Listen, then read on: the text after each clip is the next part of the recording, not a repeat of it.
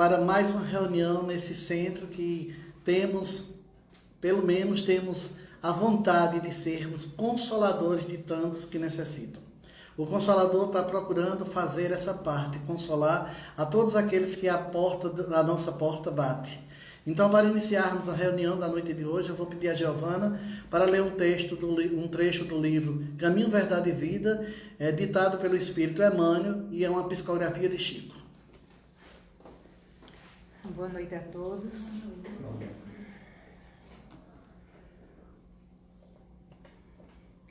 Levantemo-nos. Levantai-vos, vamos daqui. Antes de retirar-se para as orações supremas no horto, falou Jesus aos discípulos longamente, esclarecendo o sentido profundo de sua exemplificação. Relacionando seus pensamentos sublimes, fez o formoso convite incerto no Evangelho de João. Levantai-vos, vamos-nos daqui. O apelo é altamente significativo. Ao toque de erguer-se, o homem do mundo costuma procurar o movimento das vitórias fáceis, atirando-se à luta sequioso de supremacia ou trocando de domicílio na expectativa de melhoria efêmera. Com Jesus, entretanto, ocorreu o contrário. Levantou-se para ser dilacerado, logo após, pelo gesto de Judas. Distanciou-se do local em que se achava a fim de alcançar, pouco depois, a flagelação e a morte. Naturalmente partiu para o glorioso destino de reencontro com o Pai. Mas precisamos destacar as escalas da viagem. Ergueu-se e saiu em busca da glória suprema. As estações de marcha são eminentemente educativas. Getsemane, o cárcere, o pretório, a via dolorosa, o calvário, a cruz, constituem pontos de observação muito interessantes, mormente na atualidade, que apresenta inúmeros cristãos aguardando a possibilidade da viagem sobre as almofadas de luxo do menor esforço.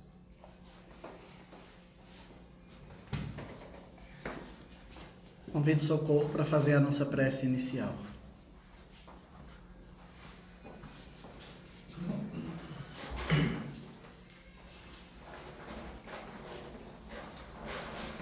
Boa noite. Convido a todos vocês a fecharem os olhos, respirar profundamente, procurando acalmar e aquietar os nossos corações. Lembremos da passagem quando Jesus nos recomenda, se tivermos algo para doar ao altar, que possamos ir antes e reconciliar com os nossos inimigos. Assim, pedimos a todos que nesse momento, elevando os pensamentos e imaginando a imagem de Jesus Cristo, o doce Rabi da Galileia, adentrando nesta casa, passando por cada um de nós, nos envolvendo com sua energia de amor e de luz.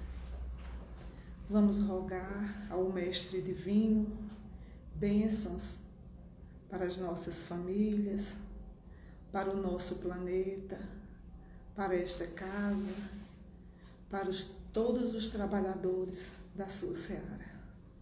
Divino e amado Mestre Jesus, queremos também te agradecer pela oportunidade de estarmos aqui, todos reunidos em teu nome, encarnados e desencarnados, que possamos experimentar a doce ternura da tua presença, nos abençoando, nos dando discernimento, fé e força para o enfrentamento do dia a dia, que nós não percamos, Senhor Jesus, a docilidade, a meiguice e a sensibilidade para olhar para cada um dos irmãos com o mesmo olhar que tu olhas. Abençoa o palestrante desta noite e a cada um de nós. Que aqui, quem chegar, Senhor Jesus, ouvir e se envolver nas energias desta noite, das tuas palavras, ele não saia mais da mesma forma. Permanece conosco por todo sempre. Que assim seja. Que assim seja. Que Jesus continue conosco. Hoje nós trouxemos um tema que, de uma certa forma, ainda deixa muitas dúvidas na cabeça de muitas pessoas, que é caridade ou filantropia. Tem muita gente que confunde e acha que é a mesma coisa, mas nós sabemos que é totalmente diferente. Não é que a caridade seja algo isolado e que a filantropia seja algo ruim. A filantropia também é algo bom, mas a gente só não pode achar que é a mesma coisa. Filantropia é quando você doa algo sempre visando algum resultado, alguma coisa em troca. Filantropia é quando você vai a uma empresa e eles doam lá um dinheiro e esse dinheiro é deduzido no seu imposto de renda. Isso é filantropia. Filantropia é quando você vai no supermercado e eles lhes dão alguns materiais lá e, em contrapartida, eles lhe pedem algo para regularizar essa situação e ele entrar com aquela doação como algo que possa ser deduzido em seu faturamento. Filantropia é também quando você faz exatamente só porque está movido por alguma coisa. Filantropia é você também, e como nós que fazemos uma sopa, na hora que a gente vai para a sopa e a gente vai simplesmente para que as pessoas encontrem a gente lá e saibam o que a gente está fazendo, a gente não está fazendo caridade, estamos fazendo filantropia. Filantropia é quando a gente não dá algo de nós mesmos. É quando a gente, mesmo quando dá algo de nós mesmos, estamos buscando algo em troca. Tem pessoas que muitas vezes, eu já ouvi até uma pessoa uma vez dizendo, olha, o telhado de tal igreja caiu e eu paguei o telhado da igreja. Agora disse a ele que mandasse dizer ao Deus dele que foi eu que botei o telhado lá, que é para quando eu chegar do outro lado ser bem recebido. Se você está fazendo nessa intenção, não faça. Porque isso aí, além de ser filantropia, não está lhe ajudando em nada. Porque você nem está saindo do lugar. Porque a caridade é aquilo que nos move a sairmos e sermos diferentes. Na hora em que você faz algo pensando na caridade, você faz exatamente com o que você tem.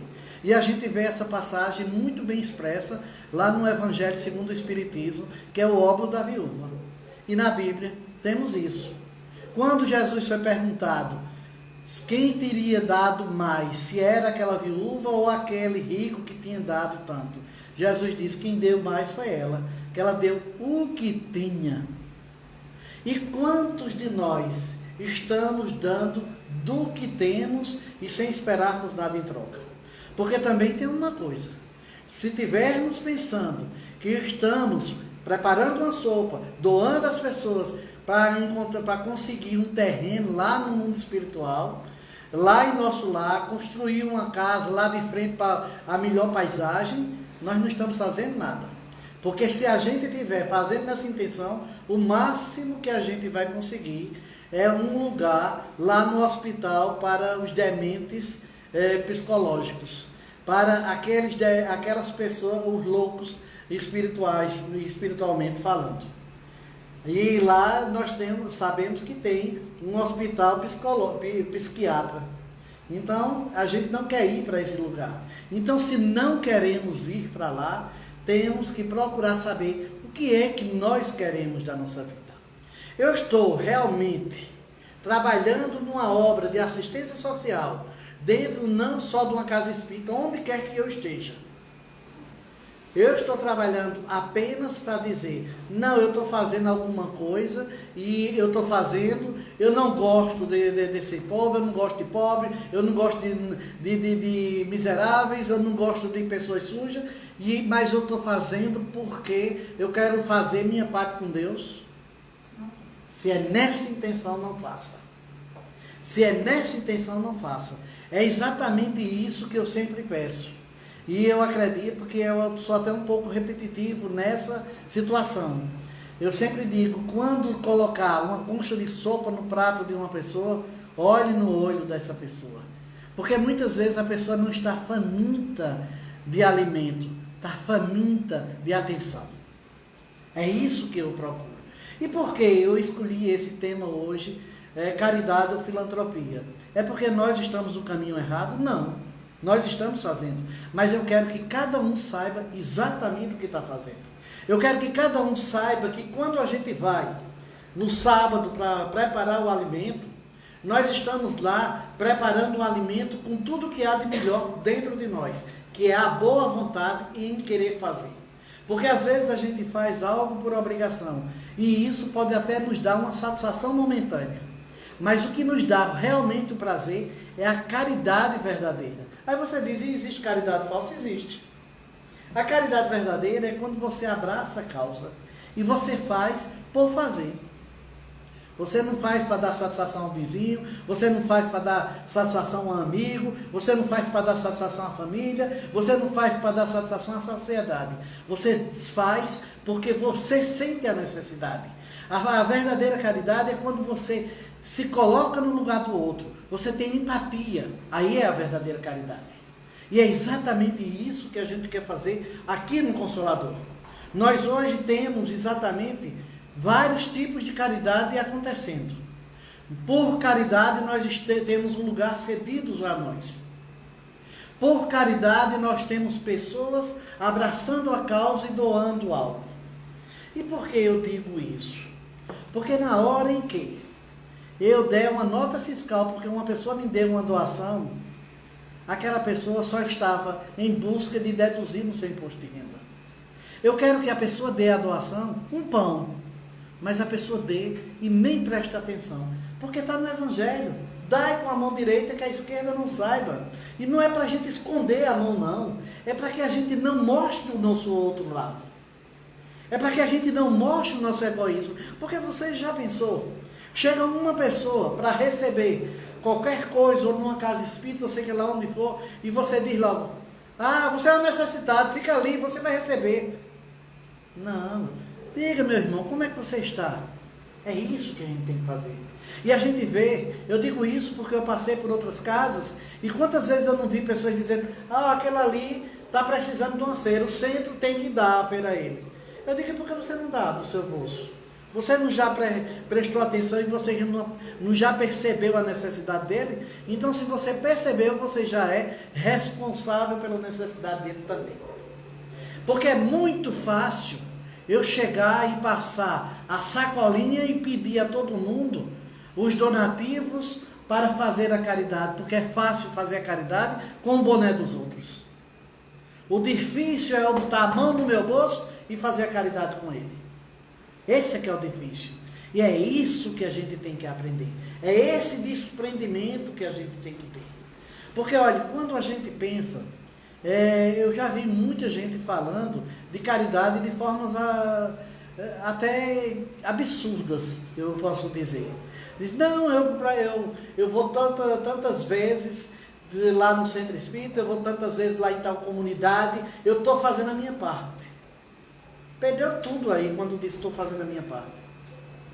Eu dizer que venho tantas vezes à casa espírita, eu dizer que estou numa sopa de tal hora, isso não me faz diferente. O que me faz diferente é como eu estou fazendo isso. Eu estou fazendo isso para mostrar ao pessoal do centro que eu estou à frente? Ou eu estou fazendo isso porque eu já fui tocado? É esse cuidado que a gente tem que ter. E eu digo o seguinte, se vocês, quem não se sentir à vontade em fazer a sopa, porque não gosta de pobre, não gosta de criança, não gosta de velho, não gosta de mulher, não gosta de... Não tem problema. Procura o que gosta de fazer. Gosta de cuidar de animal, vá cuidar de animal. Gosta de lavar prato, vá lavar prato. Não é obrigado. Nós temos o dever de fazermos aquilo, principalmente que nos dá prazer. Eu acho muito bonito quando uma pessoa chega e diz: não, eu não gosto disso não, e eu acho que isso não vai a lugar nenhum. Então ajuda de outra forma. E eu acho interessante isso. Aí você pode dizer: não, mas você está sendo conivente. Não, eu estou fazendo a minha parte. Se a pessoa não acha, eu prefiro que a pessoa diga que não gosta de fazer caridade, porque isso não vai a lugar nenhum, do que fazer só para se mostrar. É muito mais digno a pessoa dizer isso. E eu acredito o seguinte, que todos nós temos as nossas aptidões. O nosso lombo pré-frontal, ele é ativado quando a gente faz algo porque a gente já está querendo. E ele inunda todo o cérebro nessa energia. O nosso frontal não.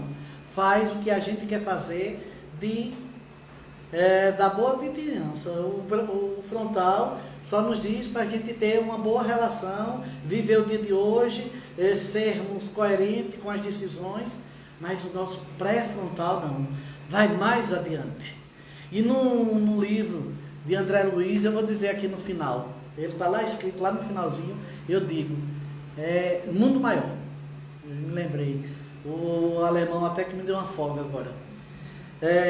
No mundo maior, ele diz exatamente cada área do nosso cérebro. E ele diz que o pré-frontal é ativado quando a gente faz algo que a gente já faz por emoção, que a gente faz por vontade. E ele, quando ele é ativado, todo o nosso organismo recebe como se fosse uma descarga elétrica. Tem médico aqui, ele pode até depois fazer essa pesquisa e ver se realmente André Luiz está falando a verdade. Mas o que é que a gente vê? Que a gente muitas vezes, até quando nós estamos fazendo algo, você pode olhar que quando nós estamos em uma tarefa, dependendo de como nós estamos inseridos, está também a nossa vibração. A gente vê exatamente quando alguém faz por fazer e quando alguém faz por querer fazer. E tem mais outra coisa interessante. Quando você quer fazer, você não espera que a vida mude. Você faz e espera a vida mudar depois. Você faz sem nem ter a condição. Porque quando você quer fazer, você consegue, mesmo que você tenha condições muito pequenas, mas você consegue contaminar outras pessoas com as suas ideias. E é isso que eu gostaria. É isso que eu gostaria que acontecesse no Consolador. É isso que eu gostaria de fazermos aqui. Já tem muita gente fazendo filantropia. O que nós precisamos fazer é caridade. E caridade não porque nós estamos em lugar diferente e não porque nós somos melhores do que os outros. Caridade porque a gente já sabe exatamente como é o outro lado da moeda. Porque a gente se coloca lá no lugar. Eu sempre digo que a hora da gente fazer é a hora que a gente percebe a necessidade no outro. Não é a hora que a gente consegue ficar bem de vida, consegue tirar um prêmio, consegue uma herança. E para mim, se eu fosse esperar por isso aí, eu nunca ia começar. Não tenho herança para receber, a aposentadoria mal dá para me manter e eu não jogo. Então eu não tenho na menor chance de tirar na Mega Sena, de tirar nenhum prêmio. E eu não jogo tanto porque eu tenho até medo de mudar tanto. Será que se eu tivesse todas essas condições, será que nós estaríamos aqui hoje falando sobre caridade, sobre filantropia e sobre Jesus? Eu tenho muito medo da gente avançar demais economicamente, porque nem sempre a gente sabe conviver com esse avançar. Às vezes a gente precisa perder um pouco para a gente encontrar o chão. A gente muitas vezes precisa passar por algumas dificuldades para que a gente possa entender o que realmente nos importa, o que é melhor para a gente.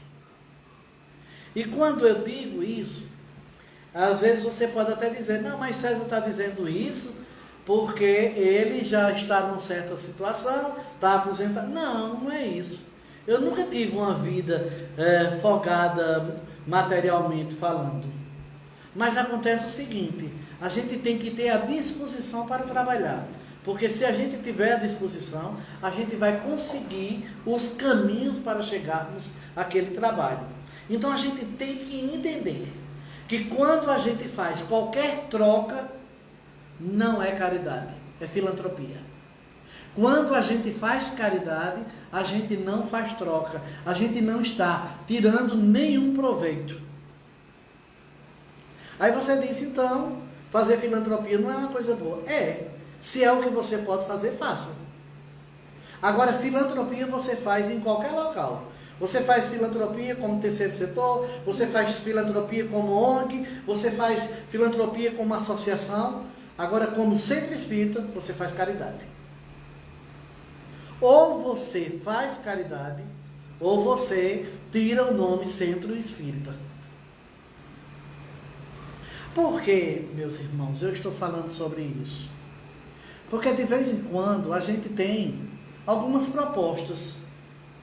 E todas as vezes que eu tenho uma proposta, eu procuro ver como era que eu poderia fazer se eu estivesse recebido aulas diretamente com Jesus.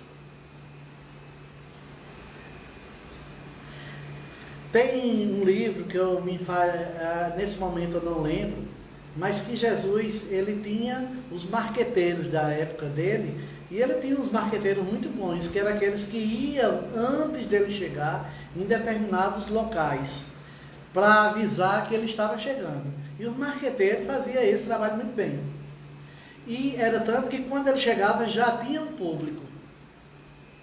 Mas Jesus não teve nenhuma comissão econômica para cuidar das finanças. Ele ia conseguindo o que se resolver de acordo com o que ia acontecendo e ia aparecendo. Nós, é claro, não estou no patamar de Jesus. Bem que eu gostaria. E estou trabalhando. Mas ainda não estamos no patamar de Jesus. Aí você diz, e por que você deu esse exemplo? Porque exemplo é para ser seguido. A gente pode ainda nem estar pronto, mas a gente tem que seguir o exemplo. E é para isso que estamos aqui. A casa espírita, em priori, é para atender o espírito. E como a gente atende o espírito? A gente cuida do espírito, trazendo o encarnado, ajudando a ele a se equilibrar.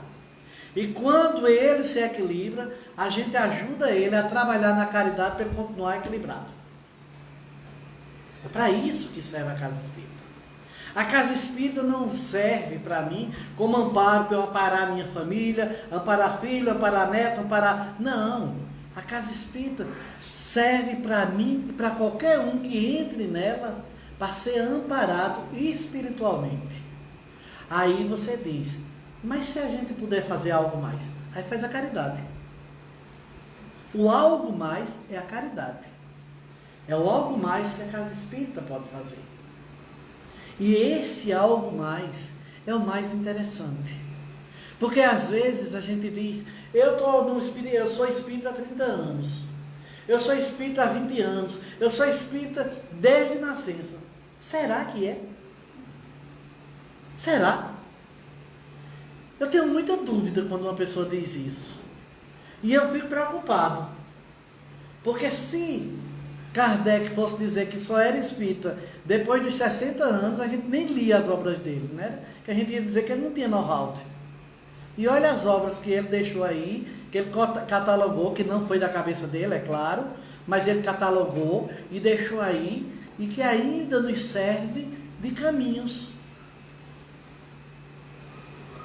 Chico teve a chance de ser desde o começo, mas foi fácil para Chico? Claro que não. Claro que não. Mas a gente não está aqui em busca de facilidade ou de dificuldades. Nós estamos aqui em busca de sabermos o que fazermos e fazermos acertadamente. Acertadamente, é isso que procuramos. E por que fazermos acertadamente? Porque a gente já não tem mais tempo de errar. A gente já conhece o Espiritismo, a gente sabe quais são as diretrizes do Espiritismo, a gente já sabe o que Jesus quer de cada um de nós, a gente já sabe o que o Espiritismo propõe, então a gente não tem mais para onde correr. Ou faz, ou acerta. E eu sempre digo, segue essa rotina aí, segue todos esses ditames, e se não está gostando, não tem problema, aceita que dói menos. Simples assim, né, Vacarinho? Simples assim. Por que a gente está tocando tanto nesse tema? Porque a gente vê o seguinte, hoje em dia, tem muitas pessoas que querem ajudar, mas querem ajudar com uma contrapartida. Querem ajudar em troca de algo, querem ajudar desde que o outro faça isso, desde que... Eu já vi centro espírita dizendo, não, a gente doa a cesta básica, mas a pessoa tem que vir em tantas reuniões, tem que fazer isso, tem que fazer aquilo. Não, eu dou a cesta básica, o cabo vai matar a fome e aos poucos eu vou conversando com ele e ver exatamente o que ele quer. Porque talvez ele queira só matar a fome, ele não queira se tornar espírita. Não. Se eu for pegar, a gente está distribuindo a sopa, eu vou pegar e dizer aquele pessoal tudinho que é para se tornar espírita? Não. Tem uns que quando eu vou botar a sopa, ele diz, Pai do Senhor, eu digo, Pai do Senhor, meu filho. Porque tem muitos deles que não sabem nem que a gente é espírita. E qual é a importância? Qual é a importância de saber se eu sou espírita, católico, evangélico, ou seja lá o que for? Não tem importância. A importância ali é aquele trabalho. Agora aqui, e na minha conduta, dia a dia, a importância de ser espírita. E de ser espírita em todos os momentos. É tanto que quando uma pessoa me diz, eu te conheço, agora não sei de onde, eu digo, ah, meu Deus, o que será, onde será que eu estava e o que será que eu estava fazendo? Porque eu não sei se em todos os momentos eu estou vigilante e eu estou agindo como espírita. Porque de vez em quando eu acordo aquele diabozinho que tem dentro de mim, que não é externo não, está em mim. Que ainda se compraz com algumas coisas e que muitas vezes eu não estou vigilante. Então é isso que a gente tem que ver. Quando nós estamos... E hoje eu vou voltar muito ao assunto da sopa, porque é a única atividade que a gente faz de assistência. Por enquanto. Eu quero fazer outras. Eu quero ter assistência aqui espiritual 24 horas. Eu quero ter aqui um local onde eu tenha evangelização infantil, evangelização juvenil, grupo de estudos. Eu quero isso, porque a proposta do Centro Espírita é essa. E por que a gente ainda não tem tudo isso? Porque não temos espaço e não temos ainda as condições. E eu acredito que a gente ainda não está com todos os trabalhadores preparados. Porque Jesus disse que quando o trabalhador está preparado, o trabalho chega. Então, o que está preparado para a gente é o trabalho da sopa. Eu já vi que o problema da gente é braçal mesmo, por enquanto. É esse trabalho que nós temos. Mas vamos fazer esse trabalho, não. Essa tarefa. Com amor. Com dedicação. Exatamente isso. Vamos nos entregar. Eu sempre digo o seguinte. Os outros dias da semana é para minhas outras tarefas, mas o sábado é para a atividade da sopa. Vocês vejam que quando a gente está lá, eu não falo em outra coisa. Eu só falo em sopa, eu só falo em assistência, eu só falo na casa espírita, eu não falo outro assunto. Não existe outro assunto para mim. Por quê? Porque a gente tem tão pouco tempo para falarmos disso que a gente está fazendo, que a gente não deve perder tempo com outras coisas.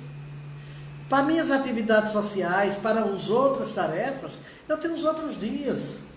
Então, a gente não se dedica nem 12 horas à sopa. Sábado eu cheguei 9h30 e a gente terminou 8 horas. Quer dizer que ainda faltava 1h30 para 12 horas. Faltava ainda. Aí, e por que eu fui? Porque queria chamar a atenção? Não, porque o meu sábado é da sopa e eu não tenho outra tarefa. É como eu digo a todo mundo, eu sou aposentado e desocupado. E a minha prioridade é o centro espírita e as tarefas inerentes ao centro espírita. Eu não assumo outro compromisso. Teve um colega meu que disse, não, César, mas tu ainda tem muita lenha para queimar. Eu digo, eu vou queimar lá no centro espírita. E a vida é assim, é de escolhas. Você faz escolhas na sua vida. Eu não vou dizer que quem tem filho para cuidar, tem irmãos para cuidar, tem família para cuidar, que vá desistir de tudo isso, porque talvez seja a atividade principal. A atividade principal hoje de quem tem filhos é cuidar dos filhos. Se tiver um tempinho, ajuda na sopa. A atividade de quem tem uma irmã em cima de uma cama é cuidar da irmã. E deixar bem prontinho e vir para a sopa. É isso que a gente tem que fazer. Cada um de nós tem uma atividade. E eu tenho que saber no que eu sou melhor.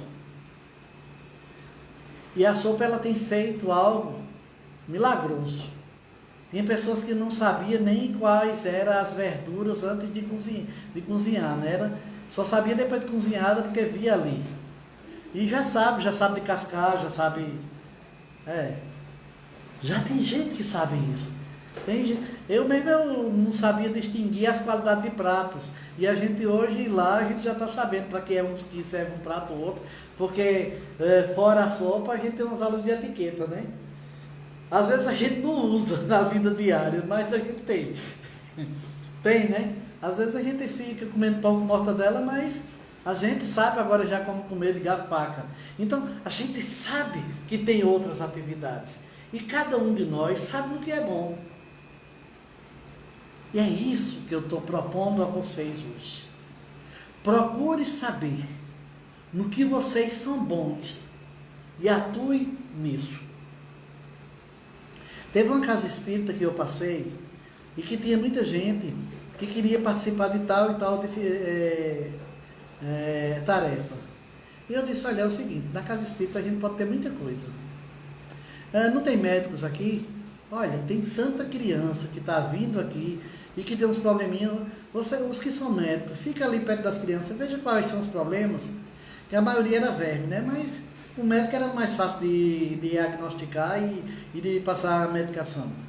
Eu disse, aqui não tem dentista, dê uma olhada se os dentes desse povo estão bem. Aqui não tem pessoas que é assistente social. Pronto, vá procurar saber onde é que está a causa dos problemas dessas pessoas. Porque às vezes é o seguinte, às vezes a pessoa está desempregada, não é porque é preguiçoso. É porque procura um emprego numa área e quando encontra um emprego naquela área não se dá bem nela. Então ele tem que saber qual é a aptidão dele para procurar o emprego certo. Então, na casa espírita não é diferente. Você já pensou se aqui todo mundo que faz parte da reunião pública tivesse que trabalhar numa mediúnica? E o que é que eu digo? Se você não tem mediunidade ostensiva e não está sentindo a necessidade, distribua a aguinha, distribua o panfleto da casa espírita, fique na recepção, converse com o povo, faça faxina. Tem gente que faz mediúnica e faxina, mas se o cara puder fazer só um, faça só um também. Então a gente tem que entender qual é o nosso ponto principal. E aqui, meus queridos irmãos, continuo dizendo, o nosso ponto principal, primordial, dentro da casa espírita, é a assistência espiritual. Essa assistência espiritual, ela não necessita de dinheiro para ser feita. Ela necessita apenas de disposição, disponibilidade e amor. É esse o primeiro ponto na casa espírita. O segundo ponto é quando avançarmos nessa parte, a gente dizer, eu fui assistido, fui socorrido. O que é que eu posso fazer para com o meu irmão, que muitas vezes está até numa situação mais difícil do que a minha? Quando eu começo a pensar dessa forma, eu começo a ver a vida com outro olhar. Porque não adianta eu estar em uma atividade de caridade na casa espírita e eu não ter empatia. Não adianta eu dizer, não, deixa aí na fila, ele vai ficar na fila, ele precisa. Não, porque ele vai ficar na fila porque precisa. Mas ele vai sair dali com o alimento na mão, mas vai sair doído por dentro. Não é isso. Quando a gente pedir para ir para uma fila, meu querido, vamos ajeitar aqui, vamos melhorar aqui a situação. É assim. Meu filho, está tudo bem com você? E outra, a gente tem uma equipe até grande na distribuição, mas eu estou achando ainda muito distante na assistência. Vamos, alguns que estão sem fazer alguma coisa naquele momento, chegar perto daqueles irmãos e ver a real necessidade de cada um. Distribuir a sopa é muito bom. Não vou dizer a você que não seja bom. Eu fico muito feliz quando eu estou pegando aquela concha, porque na maioria das vezes, quando eu pego aquela concha que eu boto na vasilha da pessoa, eu estou vendo a família dela todinha atrás dela, mentalmente. Eu estou vendo as pessoas que estão sendo assistidas através daquela atitude. Mas não é só isso que nos basta. Não é só isso. Doar aquilo ali, para a gente se torna até fácil. Sabe por quê? Porque a gente já tem alimento em nossa mesa. A gente queira, quer não, quer seja um alimento de primeiro ou não, nós temos o alimento na mesa. Nós temos uma caminha macia para voltarmos e deitarmos. Nós temos água e sabonete para se lavar. E aqueles dali a gente sabe que não é bem assim. E a gente vê o seguinte, tem um cidadãozinho que me chama a atenção. Ele parece que se arruma para receber a sopa. Ele se arruma, todo prontinho para receber a sopa. Que teve uma vez que eu disse, o senhor foi para algum canto? Ele disse, não, eu tomei banho e estava esperando a sopa. Eu tive a vontade de perguntar, porque eu achava que ele ou tinha ido para algum canto ou ia para algum canto. Então, que ele todo prontinho ali. Não é exuberante, mas a gente vê que ele se arrumou com o melhor que tinha. E a gente vê o que é isso. É o carinho em receber. Então a gente tem de ter o carinho em doar. É isso a nossa preocupação maior. E hoje eu estou falando muito sobre a sopa. E vou repetir mais uma vez. Estou falando mais uma vez sobre a sopa, exatamente porque é a única atividade de caridade que a gente está fazendo. E que seja ela a atividade de caridade. Porque quando eu digo que a caridade é algo bom para a gente, eu não estou dizendo porque eu criei isso também, não. Isso é pesquisa científica. E teve pesquisadores ateus que desenvolveram uma pesquisa e realmente mapearam todas as áreas do cérebro.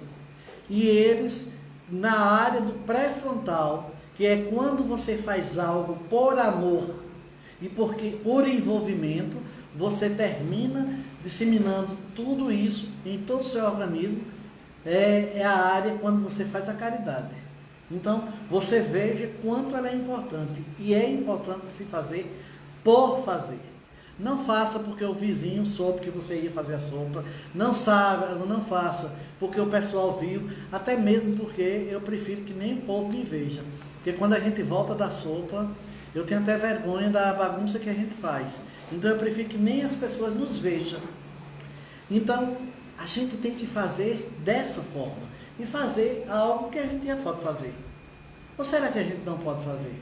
E eu sempre digo que é como naquele filme de Mazzaropi. Teve um filme de Mazzaropi, vocês não que são jovens, não viram, mas Mazzaropi chegou um padre estava celebrando uma missa campal, e deram a Mazzaropi a sacolinha para ele sair arrecadando as doações. E ele via que o pessoal estava meio sem querer doar. E ele, quem tem bota, quem não tem tira, quem tem bota, quem não tem tira. Aí o pessoal começou a botar e teve uma velhinha que tirou. Aí ele disse, agora bota, que essa daí já tem. Então a gente vê que na prática da nossa sopa é a mesma coisa.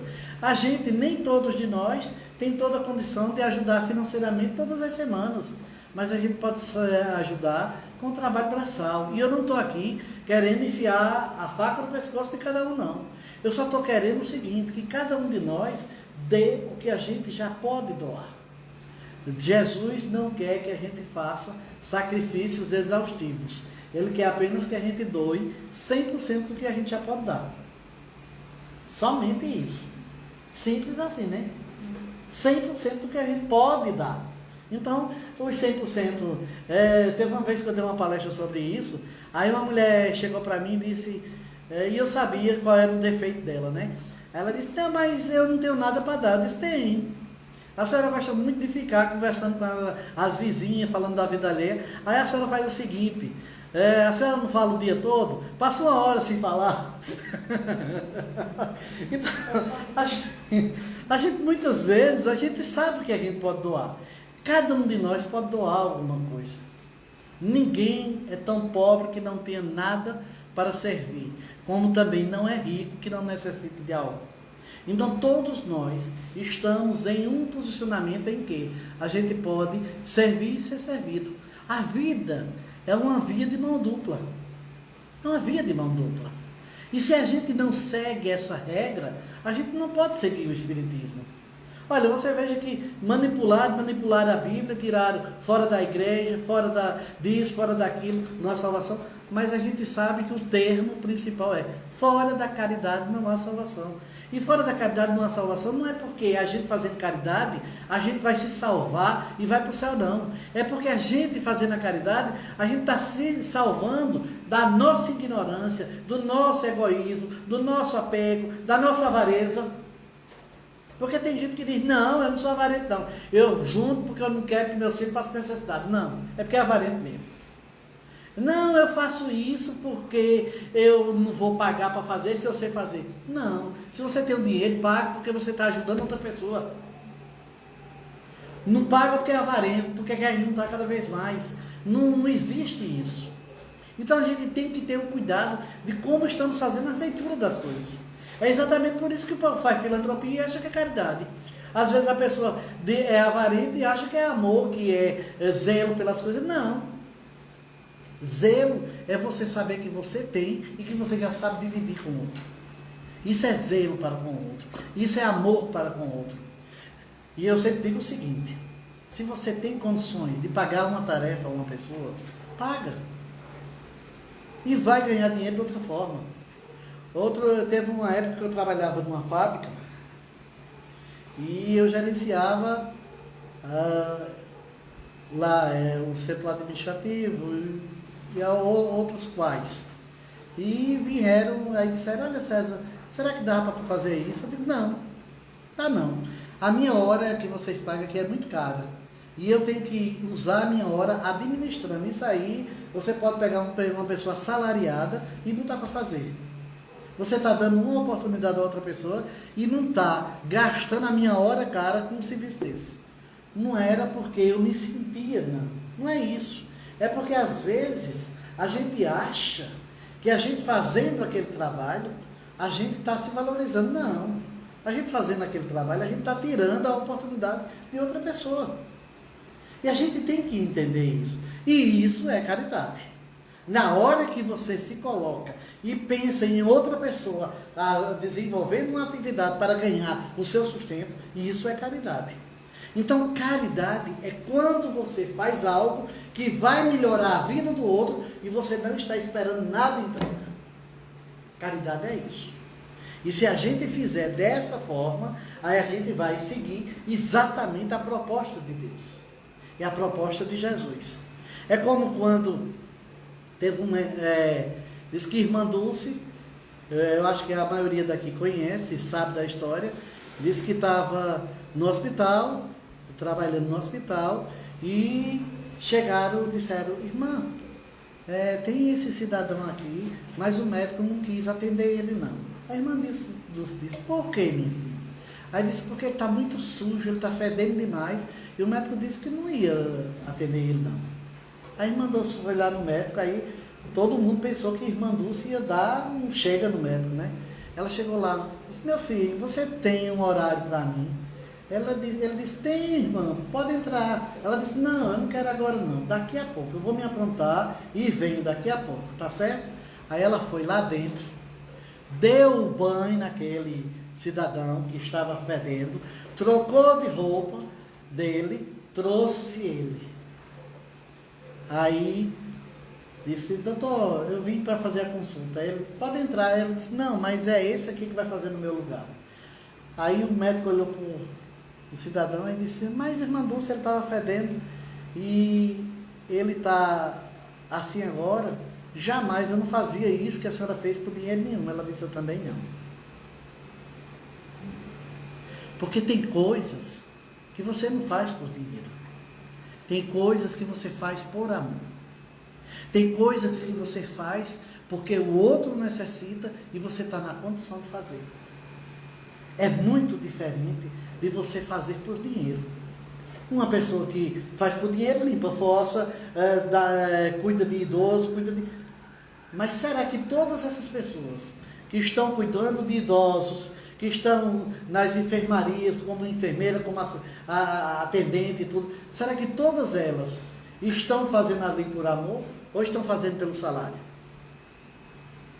Algumas estão fazendo pelo salário, mas com amor. Outras fazendo com amor, porque o salário nem compensa. E outras só fazendo só pelo salário. Olha, numa situação só, quantas vertentes existem. E a gente tem que ver o seguinte, o eu e o outro somos partes da mesma letra. Eu sempre digo que nós e os outros estamos sempre em forma de Y. Eu e você e nós. É assim que a vida tem que ser. Eu e você e nós. Porque uma hora é eu individual, outra hora é você individual e outra hora é nós. E por que não ser assim? Por que é tão difícil a gente entender isso? Porque é tão difícil a gente entender que existe uma distância no fazer. Você pode fazer a mesma coisa, mas com pensamentos diferentes. Então a gente tem que saber o que estamos fazendo e por que estamos fazendo. Na hora que eu estiver dentro da minha profissão, trabalhando, eu estou trabalhando, desempenhando um trabalho por um salário. Mas eu posso fazer algo mais? Posso. Eu posso desempenhar pelo salário, mas eu fazer isso aí por amor. Não tem pessoas que é amante da sua profissão? E tem pessoas que não. Mas isso é problema? Não. O problema é você diagnosticar isso, detectar isso e continuar. Esse é que é o problema. Você pode detectar e procurar exatamente o que você realmente quer. Porque na hora que você encontrar o que você quer, você vai ser o melhor naquela situação. É assim que é a vida. Então, olhe, digo a vocês, a todos vocês, a gente ainda tem um tempinho, eu digo a todos vocês, se vocês estão procurando fazer caridade, procure exatamente, primeiro, ter empatia. Depois, em que local você realmente se enquadra. Se você não gosta de idosos, não vá trabalhar num local de idosos, não. Se você não gosta de criança, não vá para a evangelização infantil. Você procura o que você acha que é melhor para você. Aí você diz, não, mas como é que eu vou aprender? Não, você aprende no que você é melhor e depois você vai entrando naquilo que você não suporta tanto. É mais fácil assim. E é mais fácil pelo seguinte, o ser humano não não foi criado para trabalhar com imposição e nem com perdas. Eu não sei se é porque vocês são evoluídos e eu não sou. Mas quando uma pessoa diz, não faça isso, parece uma combustão. Eu tenho uma vontade de fazer só para ver o que é que vai dar. Eu toda a vida tive esse problema comigo. Se a pessoa me der um não, eu não sei o que é que eu sou capaz. Estou trabalhando mais um pouco isso. Porque a gente também tem que aprender, né? E depois de uma certa idade, ou a gente aprende ou fica difícil, né? Porque eu não tenho mais muito tempo para aprender. Teve um amigo meu que disse que eu era um cidadão de meia idade, mas eu não vejo ninguém com mais de 120 anos. Então, meia idade eu não tenho. Já estou descendo a ladeira, né? E a gente tem que entender isso. Isso faz parte. É as nossas fragilidades. Aí o que é que me acalenta? O corpo vai perecer, mas o espírito ele é eterno. Aí eu lembro da frase de Santo Agostinho. Diz que Santo Agostinho estava detido e lá orando e cantando. Aí chegou uma pessoa para ele e disse: mas Agostinho, mas você numa situação dessa, preso, e você está orando e cantando? Ele disse: não, quem está orando, quem está preso é o meu corpo, mas o meu espírito ninguém prende. Meu espírito é livre. Então nós somos livres.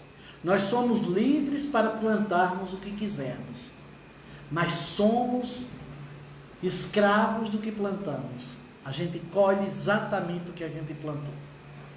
Joana de Ângeles nos diz que a vida nos encontra em qualquer estágio onde estejamos para devolver o bem ou o mal que fizermos. Olha como isso é complicado.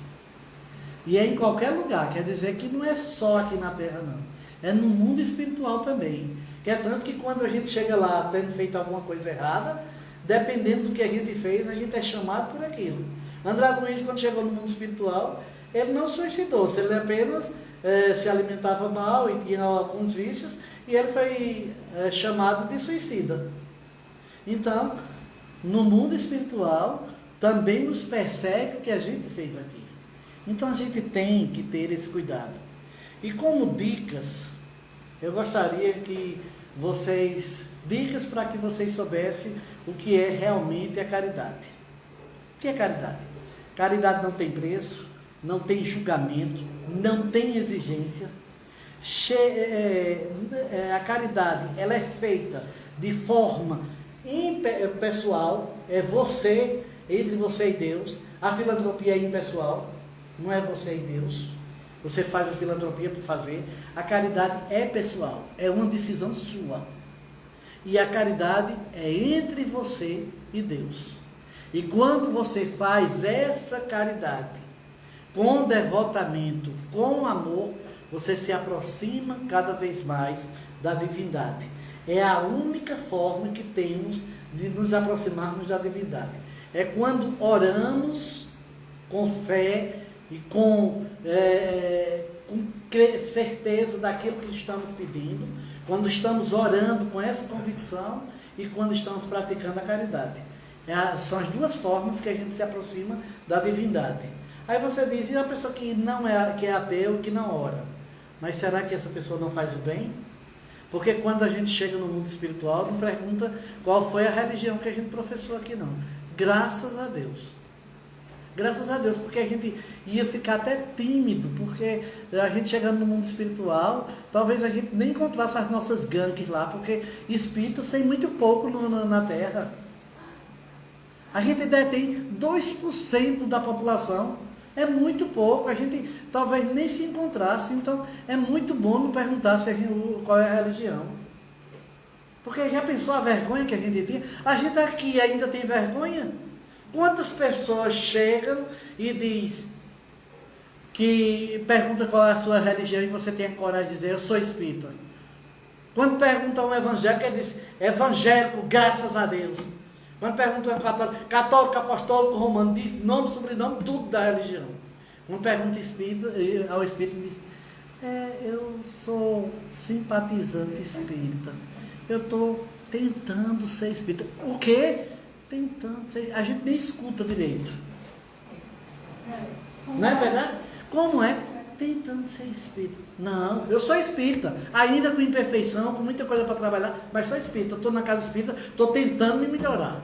Tem hora que eu coloco uma letra a mais, mas aí já o problema é meu, né? Porque a gente tem que tentar ser melhor, mas tem hora que a gente não tenta, a gente atenta.